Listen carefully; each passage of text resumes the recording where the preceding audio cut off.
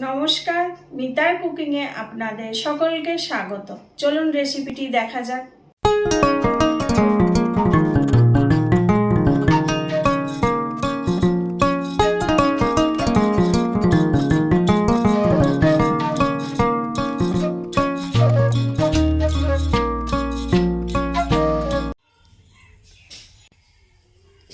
চলে এসেছি বাইরে রান্নাঘরে, এখন দুপুরবেলা। তো আজকে হবে এখন জাপানি পুঁটি ভাজা করব।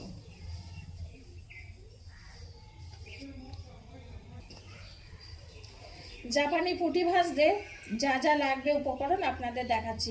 এখানে 7 পিস জাপানি পুঁটি আছে, আমি কেটে ধুয়ে নিয়েছি। আর মধ্যে মধ্যে এখানে একটু চিড়ে চিড়ে দিয়েছি যাতে লবণটা ভালো মতন যায় ভেতরে। মাছ ভাজতে যা যা উপকরণ লাগবে আপনাদের দেখাচ্ছি। এখানে আছে লবণ, এখানে আছে সর্ষের তেল, আমি সর্ষের তেলে মাছ ভাজবো। এখানে গোলমরিচের গুঁড়ো আছে, এখানে 1 চামচ আছে কালার লঙ্কা, 1 চামচ আছে হলুদ গুঁড়ো, আর আছে পাতিলেবু 2 টুকরো।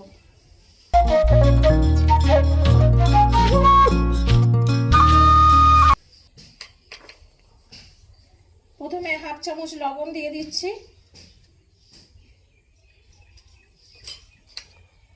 হলুদ গুঁড়ো দিয়ে দিচ্ছি,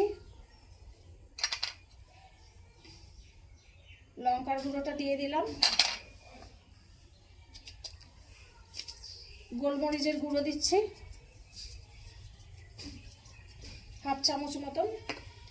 এবার পাতিলেবুটা চিপে দেব।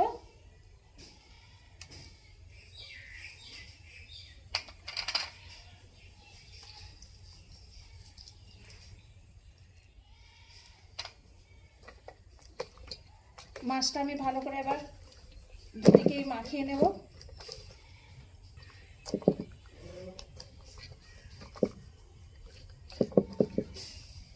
মাছ ভালো করে মাখানো হয়ে গেছে, এবার এটা আমি 10-15 মিনিটের জন্য ঢেকে রেখে দেব।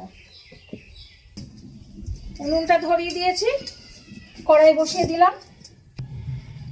কড়াই গরম আছে, তেল দিয়ে দিলাম মাছ ভাজার জন্য। আমি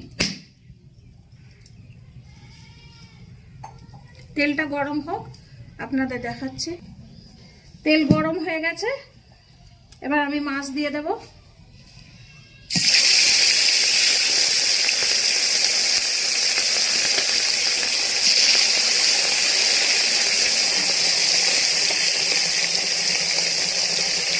মাছটা ভাজা হোক, তারপর আপনাদের দেখাচ্ছি। এক পিঠটা ভাজা হয়ে গেছে, আমি এবার উল্টিয়ে দেব।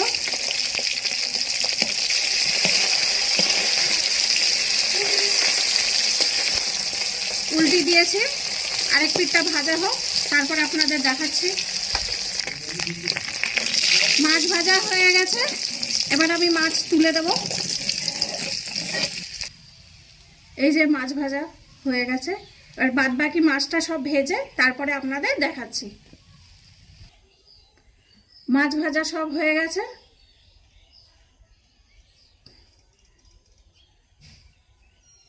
এই মাছটা ভাজতে আমার 10 মিনিট লেগেছে।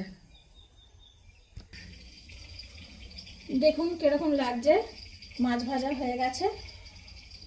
এবার আমার বড় ছেলেকে খেতে দেবো।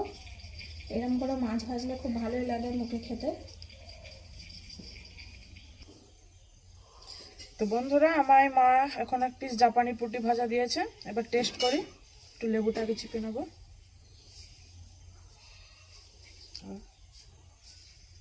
টেস্ট করি এবার।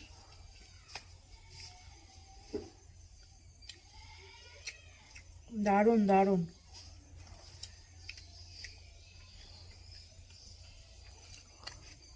অসাধারণ।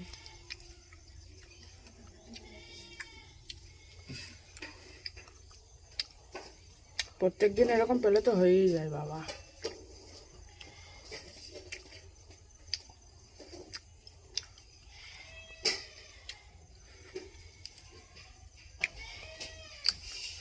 খুব সুন্দর একটা টক ফ্লেভার আসছে। রেসিপিটি যদি ভালো লেগে থাকে তাহলে লাইক, কমেন্ট, শেয়ার এবং সাবস্ক্রাইব করবেন। আর যদি ভালো না লাগে তাহলে ডিসলাইক দিয়ে কমেন্ট করে জানাবেন। সকলে ভালো থাকবেন, আসি তাহলে।